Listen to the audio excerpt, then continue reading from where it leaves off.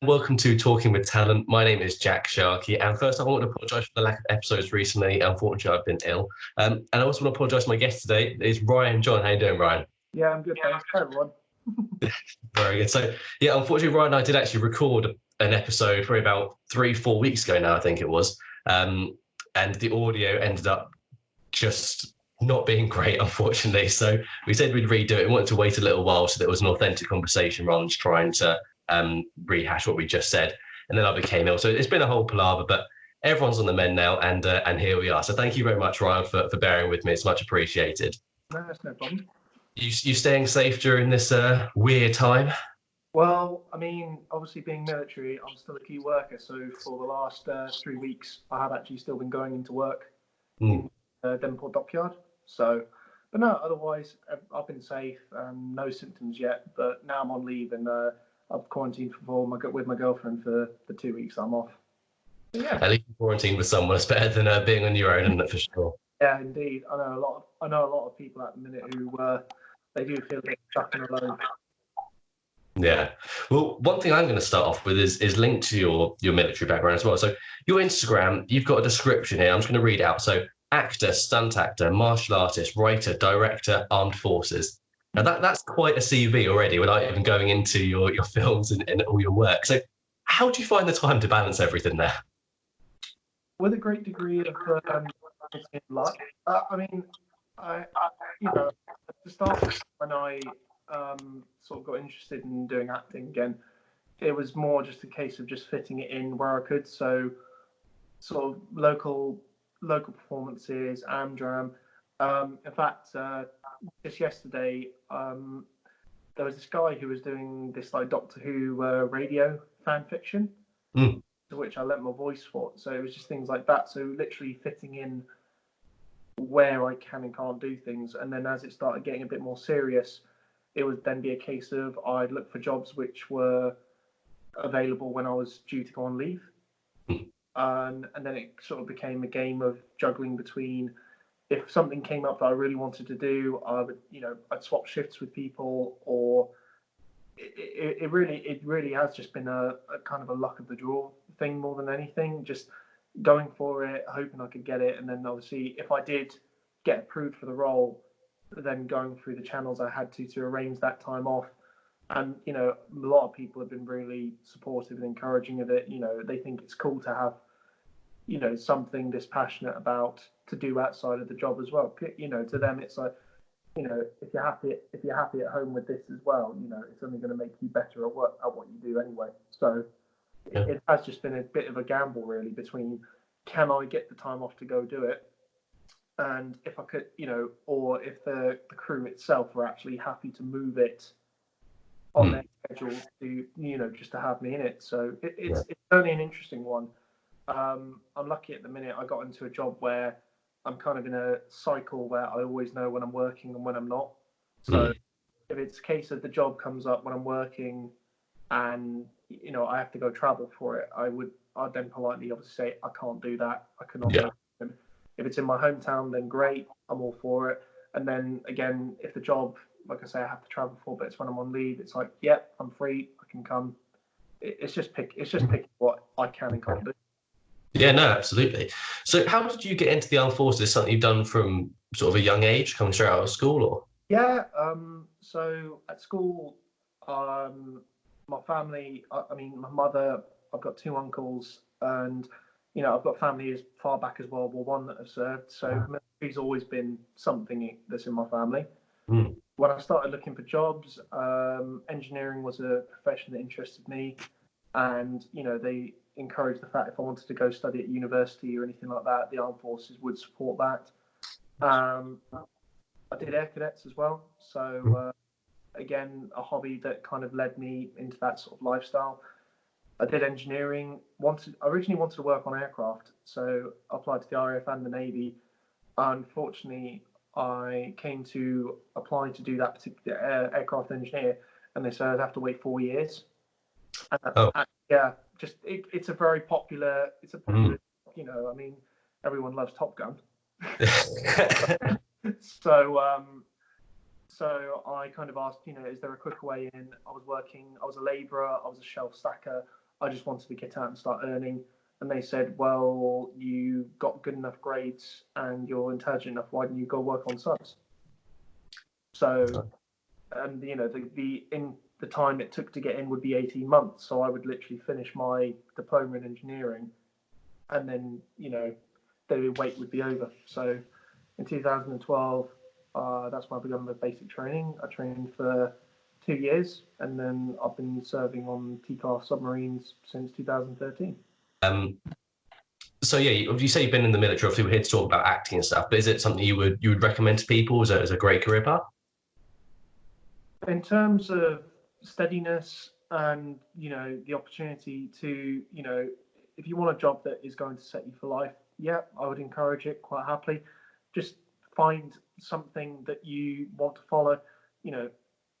There are certain things you're going to have to get used to. I mean, you do, obviously you are at their beck and call. There is, and things are always unpredictable. You could be got they could tell you you're going to be gone for a month and you could end up being gone for 2. So it's always a thing of, you just have to do whatever is right for you. Sorry, it's my Charlotte's just walked by. Yeah, no, to anyone who, if they're not sure what they're doing and they're looking for a challenge, I would recommend Armed Forces is certainly a way to go. I mean, like I say, it led me to acting and to where I am now. So it certainly set me on the path that I wanted. Brilliant. And you said earlier how you were getting back into acting. So when did the passion start, and then when did you re-enter the area? I mean, at primary school, in year 5, I think one of our teachers set up a drama club. I also did school choir, so that's kind of where my passion for performing began. And then when I went to secondary school, I continued that passion with performances, drama club, and many other things alongside that. But then when it started getting around to time where I had to study for exams and sort of look for a career, Yeah. I didn't think I would be able to pull off being a performer. I was not. I didn't feel I had experience or enough training, and I was still very indecisive about what I wanted to do because, like I said, I loved the military. I love what they stood for, and it certainly seemed like the more stable thing. So that got pushed to one side, and then back in 2014, that was when I sort of found it again when I was based in Scotland, and then the passion just kind of grew back from there. That's brilliant. I mean, it's a lot of people obviously struggle with that, isn't it? So year 5, I think you were probably 10 or something. You started, and you've got that passion for all those years, and it's whether it's a practical career path or whether you have to do it on the side and doing that balance. So obviously, a lot of people will go out of school and they'll go, acting is what I want to do, and they'll go to university or drama school and study there. Now, I know you've done a lot of sort of youth theatres and Plymouth Youth Theatre and that sort of thing. So obviously, you've got a very different route.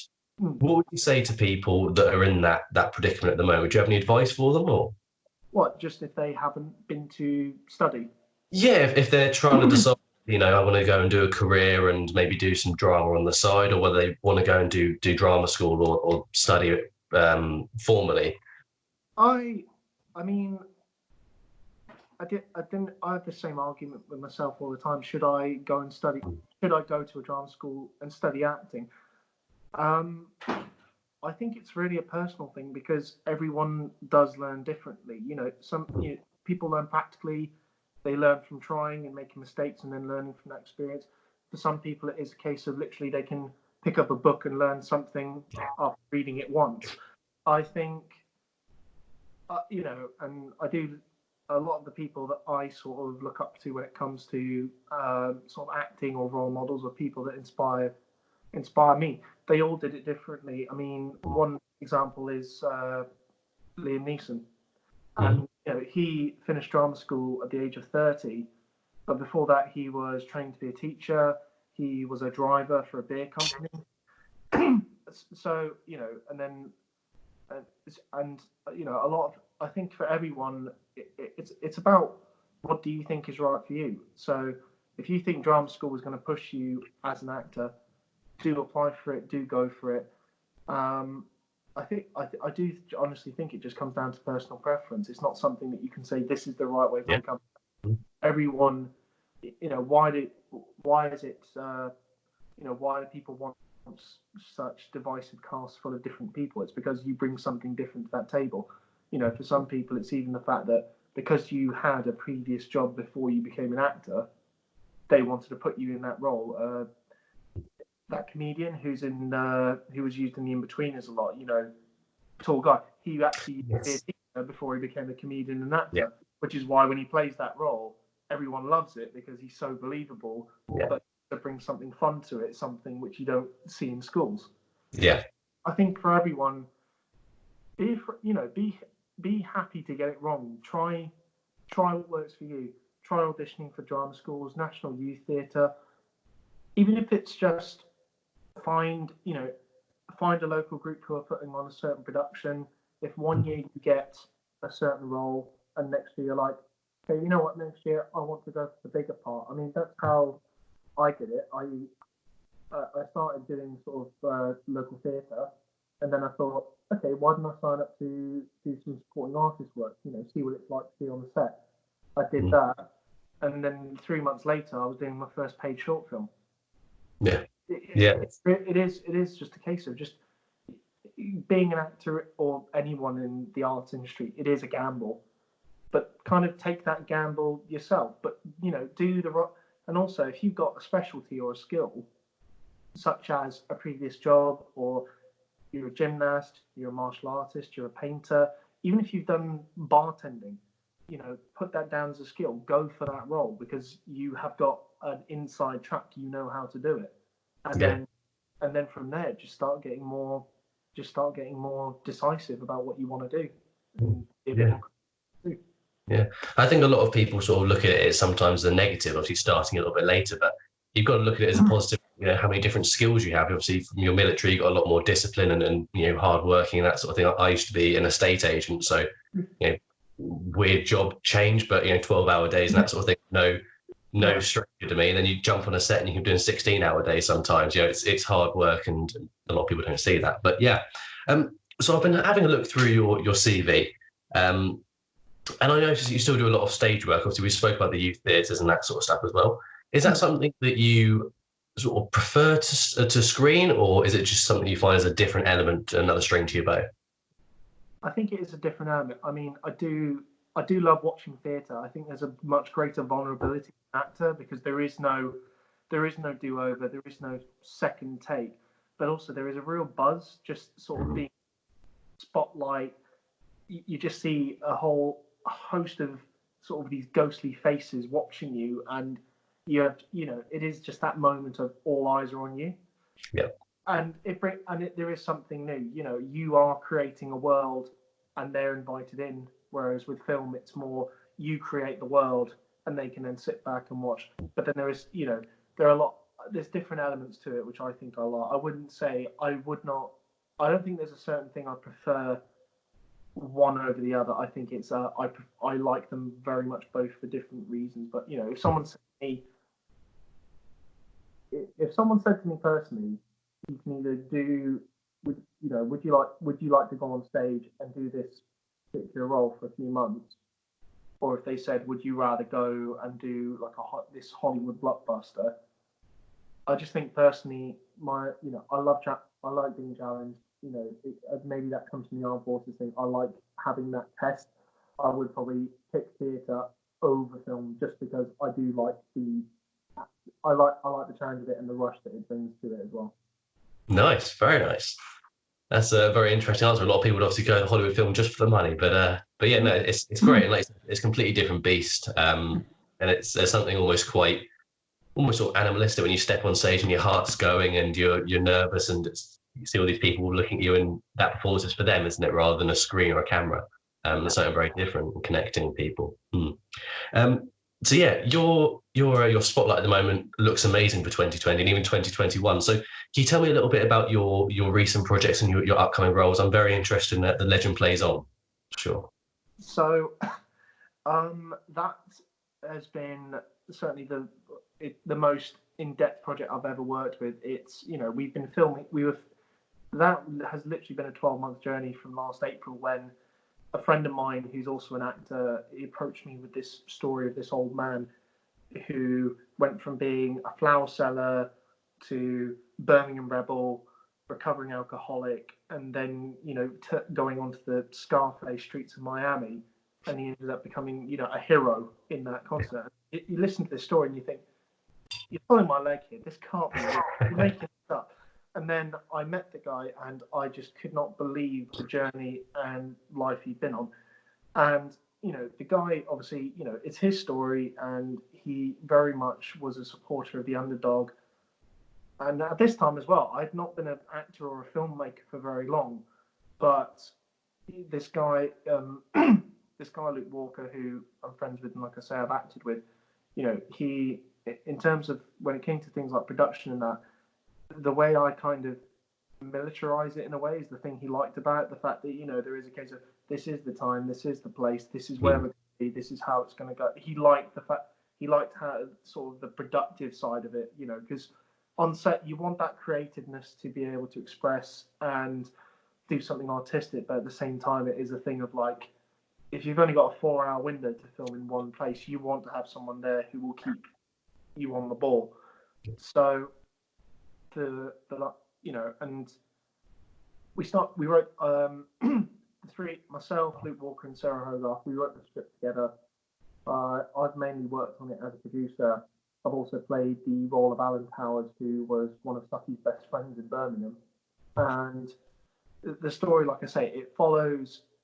We actually used the real life Billy Sutton in the film as well. We thought it'd be kind of a nice element to have that character there. Yeah. And we stuck with the idea, in this world where blogging and internet interviews and things like that is a popular thing. We thought it'd be nice, why not actually stage an interview in the film with another character?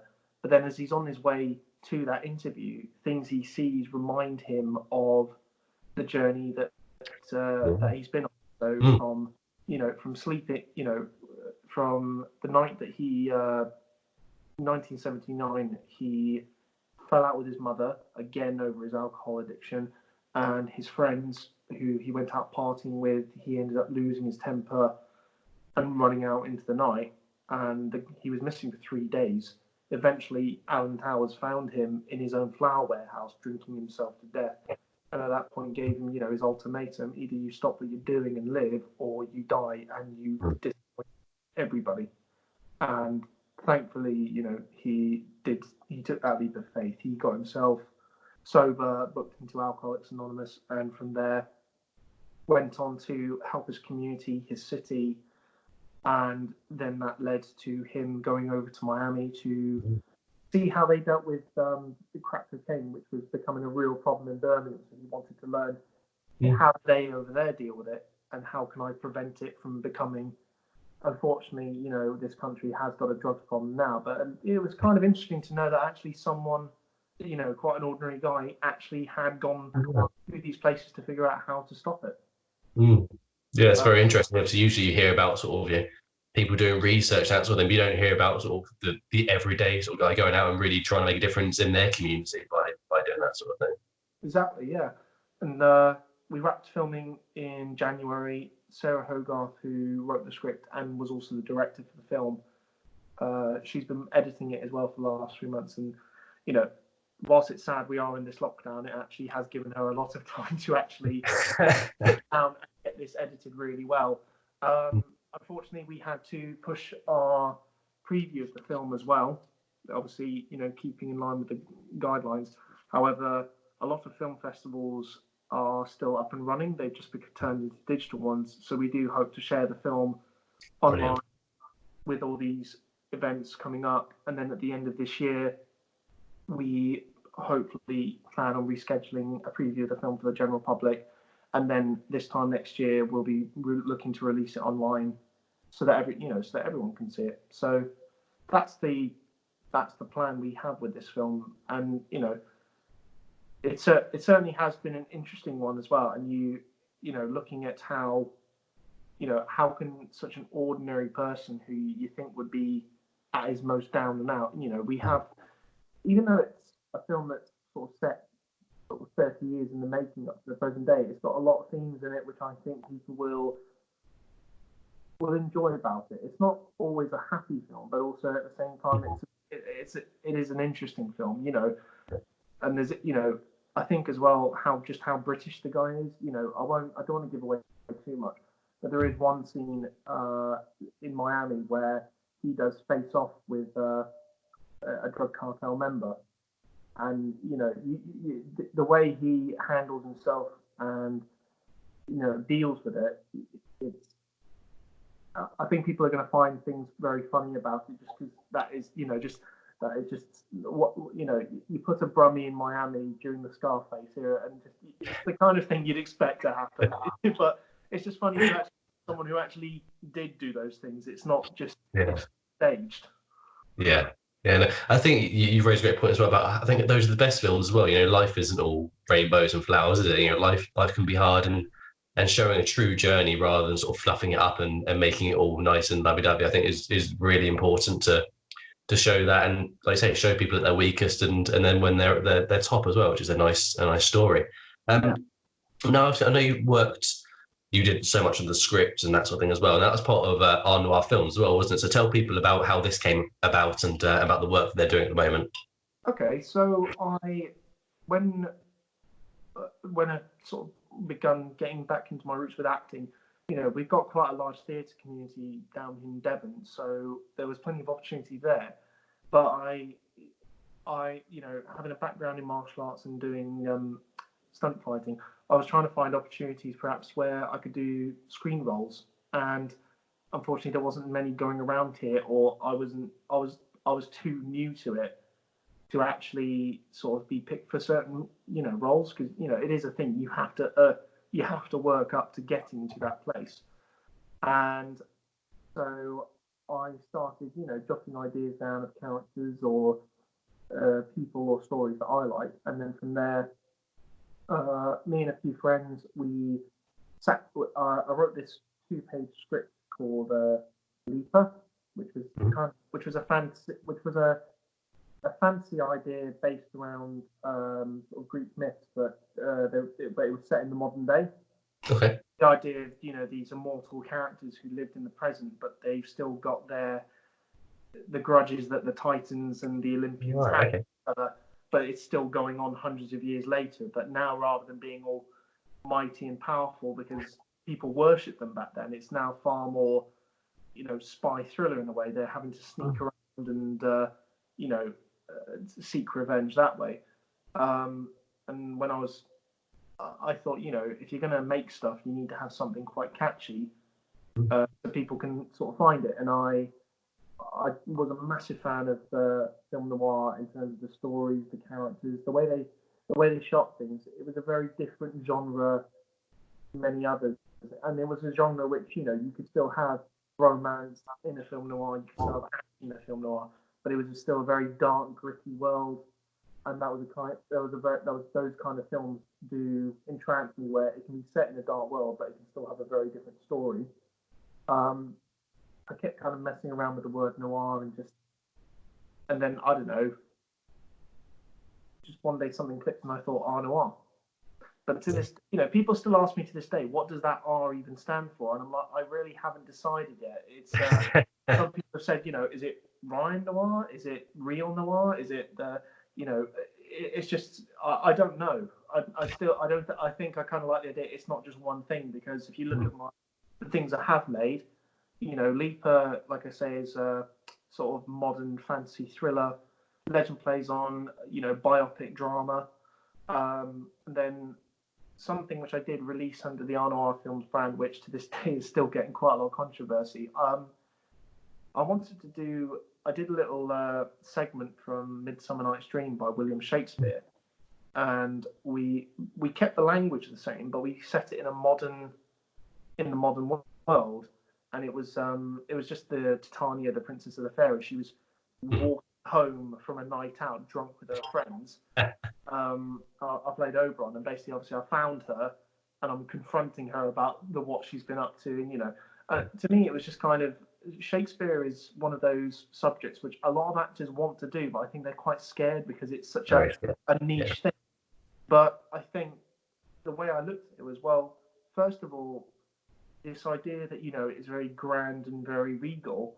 You got to remember that for the first sort of 10 years of Shakespeare's life, by the the upper class of that era, they really did frown upon him. They did not like his plays. It was something he did for commoners to come and enjoy.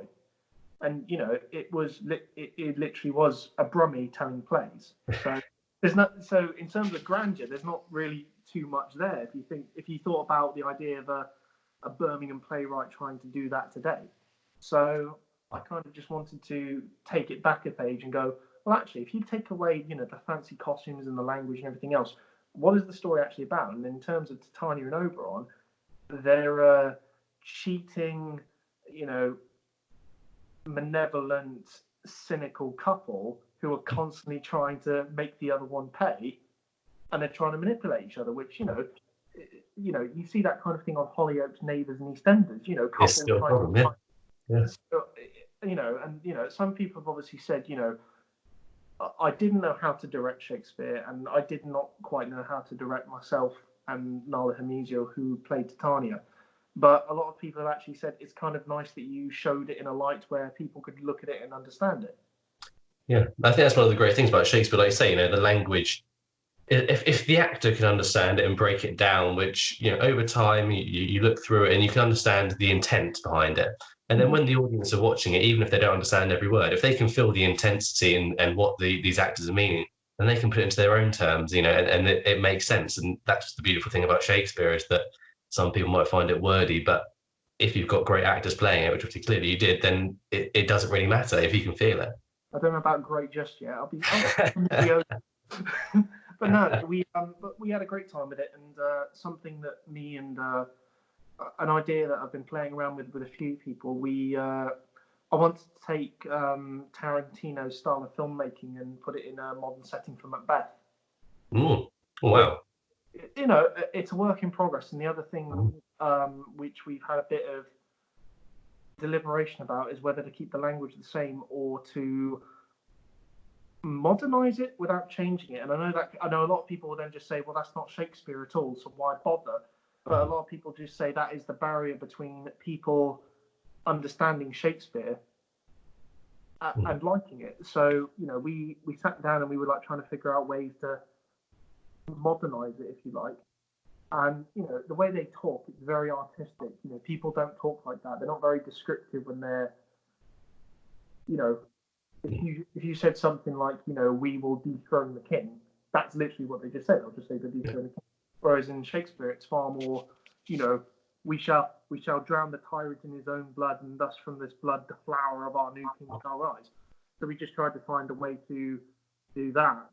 But we just, at the end of the day, some people are going to like it, some people are going to hate it. But then that's the same with every performance in art, and I think that's something you kind of have to embrace a little. It's like, well, we're not trying to say that the old way is great, because I love to this day, I love watching Shakespeare's plays, I love reading the traditional thing. I just think it's kind of nice to actually, if you kind of give people a doorway to which they can understand what Shakespeare was trying to tell, then maybe people will then suddenly start reading more of his plays. Or on marquee TV at the minute, they've got loads of performances that have been done by the National Theatre and on other stages. Suddenly they'll start watching those performances more. I want it to be a way to engage people and bring them actually in to see there is more to it. It's not just you have to be an actor or articulate to go and watch Shakespeare. You can actually still enjoy it.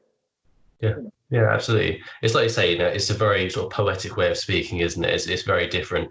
There's obviously been films with great success, like the Leonardo DiCaprio sort of Romeo and Juliet in the late 90s, and it's a very popular film as well. But yeah, absolutely. So one thing that I do need to speak to you about, which I know everyone's probably shouting that I've not already mentioned it, is stunt work. So obviously it's very different to acting. There's obviously certain elements I'm sure overlap, but it is a completely different discipline in a sense. So how did you get into this?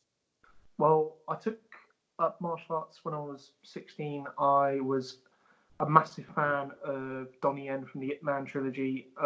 Quadrilogy now. Ray Park as well, who played Darth Maul and Snake Eyes, and Scott Adkins, who's a very, established British actor, not just sort of in his own right, but also with the Boyka franchise, which is, I know, quite a popular action series for a lot of people.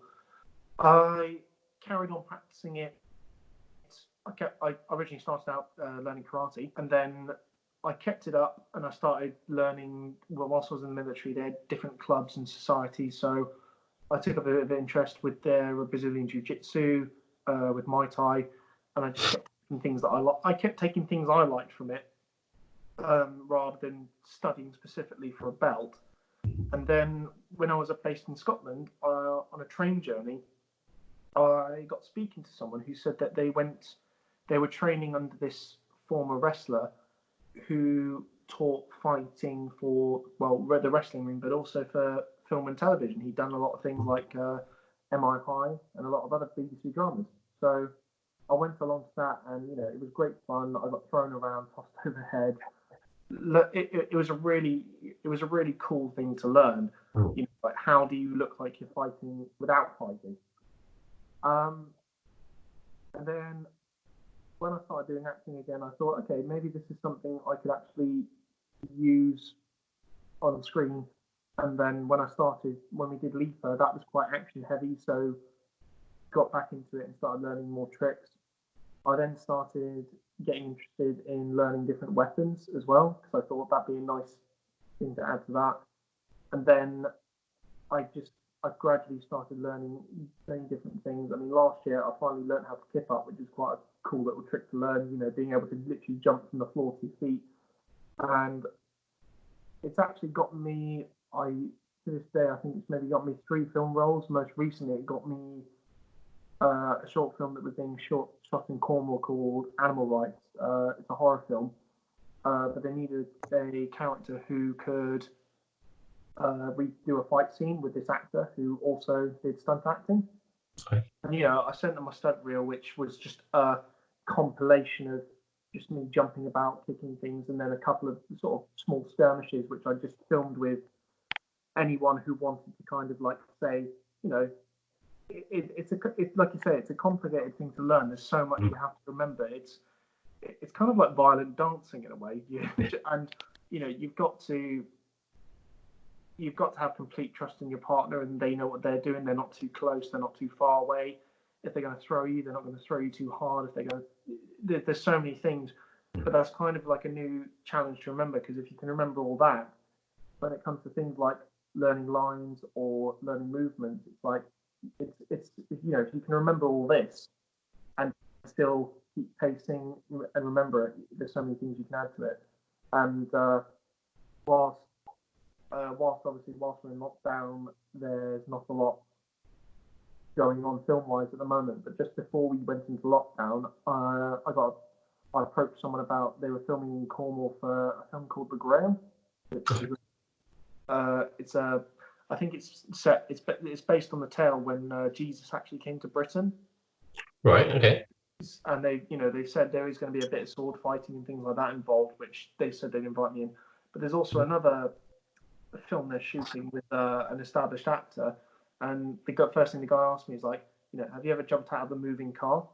At the time I said I've not ever jumped out of a moving car. However, I've jumped off high ledges, I've rolled and things like that. So, and he did break down to me, this is how we do it. Obviously, we wouldn't be driving this fast, and I've got friends who I've got safety equipment, crash mats, and I still regularly train with a stunt coordinator from Wales who's been working for almost 30 years. And I've said to him, like, I'd love, they basically said, I've got this job, but I need to learn how to do this. Can you help me with that? And he's just like said, yeah, not a problem. So Nice. there's a lot more to come. And, I would never want to take this away from any stunt performers out there, because, what they do is incredible. But I'd never call myself a stunt man. There's disciplines and tests that they have to do which I could never pull off. Like, there's one where you have to swim, I think it's 2 lengths of a full-length swimming pool underwater. Yeah. Not for me. You have to have a black belt in a certain martial art. You have qualifications in gymnastics or diving. So generously maybe call myself a stunt actor, because I do like I do like performing stunts. I do like fight choreography, but there are a lot of things which even I would say, yeah, I'm not doing that. I'm not trained. I'm not qualified enough to do it. But no, Okay. it's certainly something which I'm always going to keep practicing and enjoy doing. And I know, a lot of, I mean, Jason Statham, The Rock, Scott Adkins, all these actors who, that's the thing that they like to do. Yeah. As and I think that's always going to be something that I want to keep doing as well. Absolutely. I think it's great there as well that you sort of speak about the limitations as well, and sort of knowing, I can do this and do that, but maybe some of that stuff is a bit too far. And like you say, to be a qualified stuntman, the amount of amazing stuff you have to be able to do there and the discipline it takes to be able to build that up over time is phenomenal. To anyone that was interested in becoming a stuntman or just improving their stunts to open more doors for their acting, what would you suggest there?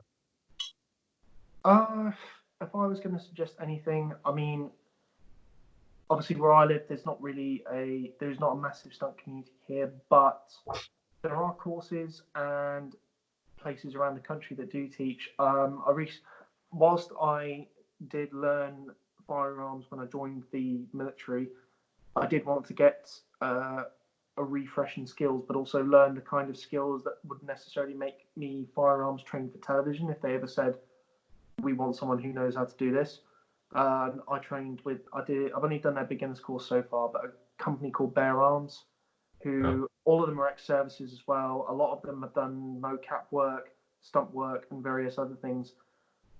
And a lot, there are, if you've ever got questions about that kind of thing, they're very happy to refer them. Like there are things which they will say again. We are a firearms course. We can teach you that. We do not know how to teach you this, though. They may do it, but they still would say we can't teach you that. But if you look online, there's lots of courses that would teach you out there. I mean, I learn with the team that I train with is a group called Flashing Blades, which is based in Wales, and the guy who teaches us, he's been doing this for 30 years, and he's taught all sorts of. I've done wire work with him. I've done stunts. I've done fighting. I've done falls.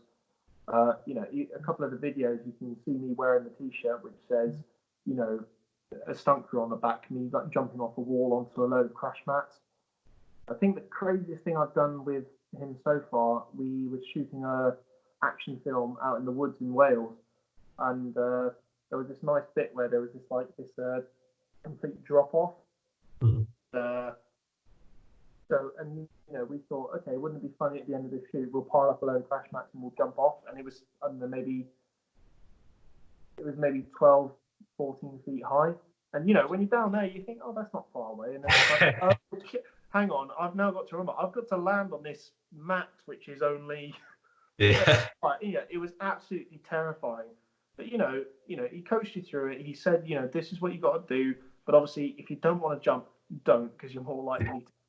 So there are courses out there. I mean, if you want to learn fight choreography,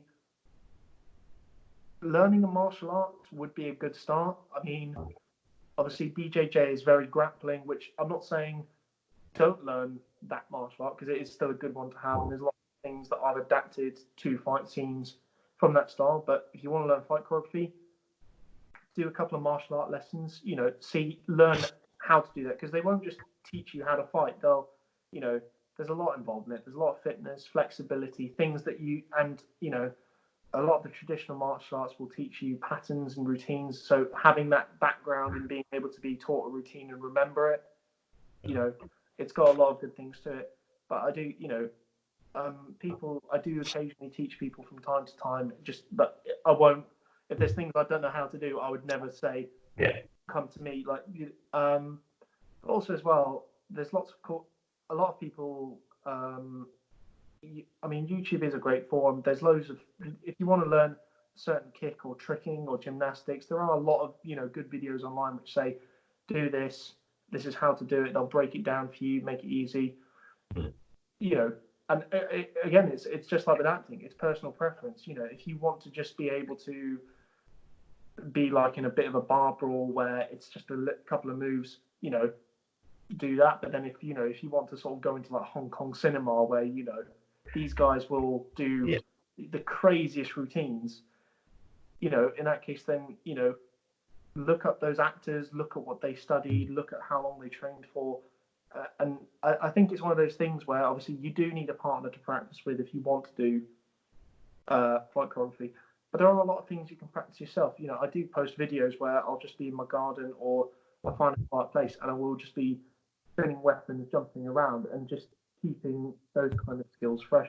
And it's all personal preference. You know, it's like Mike Tyson, who does a lot of action films now. He doesn't try to be Jackie Chan. He is Mike Tyson. He is a boxer.